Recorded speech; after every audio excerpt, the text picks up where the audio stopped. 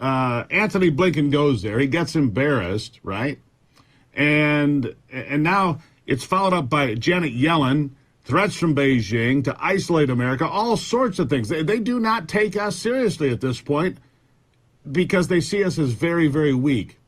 Correct? Absolutely. You know, remember on June 13th, when Janet Yellen was testifying before the House Financial Service Committee, she said it would be disastrous for the U.S.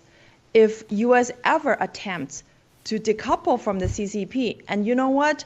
Before her visit to China, the CCP has already launched two important things to threaten America. And one is the CCP has announced the export ban on two important metals critical for the U.S. key technology industry, and that is gallium and germanium.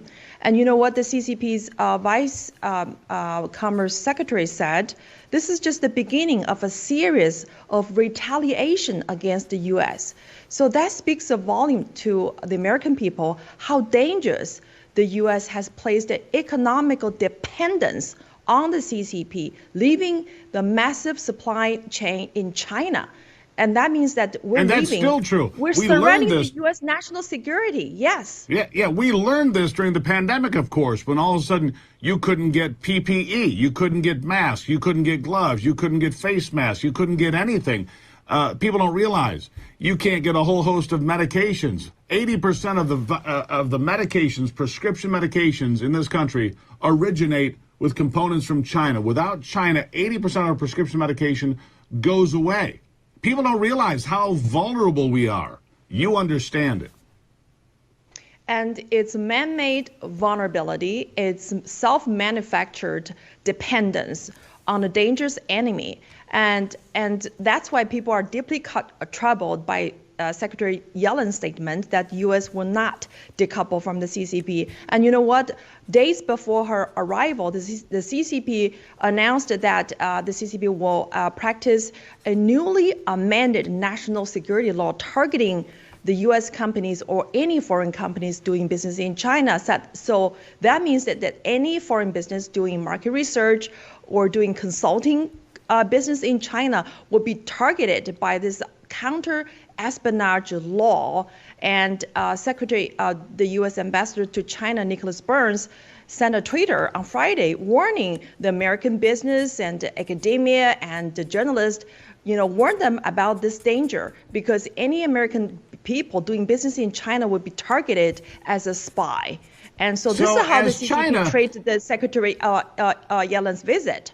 So as China sets up illegal police stations in this country all over the place, we know about the one in New York City, but that's one of many. As China does that, infiltrates us with these Confucius institutes at colleges and universities, influences social media, sets up factories in the heartland near military bases. As China does all of that, they accuse us of doing something nefarious when we're doing nothing more than business and trying to have a relationship with the Chinese people and the Chinese nation. And they're going behind our backs to stab us anyway, anytime they can. Sounds about right, doesn't it? You're absolutely right. I mean, this administration is not just weak.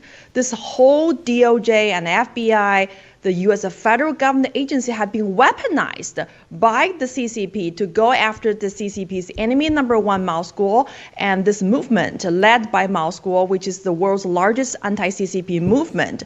So when you have a very weak leadership in the White House and for this administration, that means a disaster for the American people. Yeah, Miles Guo sits in jail while the guy that, bilked billions for FTX and other people accused of far more serious crimes. They accuse Miles Guo of financial crimes, and yet people that committed far more serious crimes and took billions from investors are out on the street. So that's absolutely true. Let me get to this now.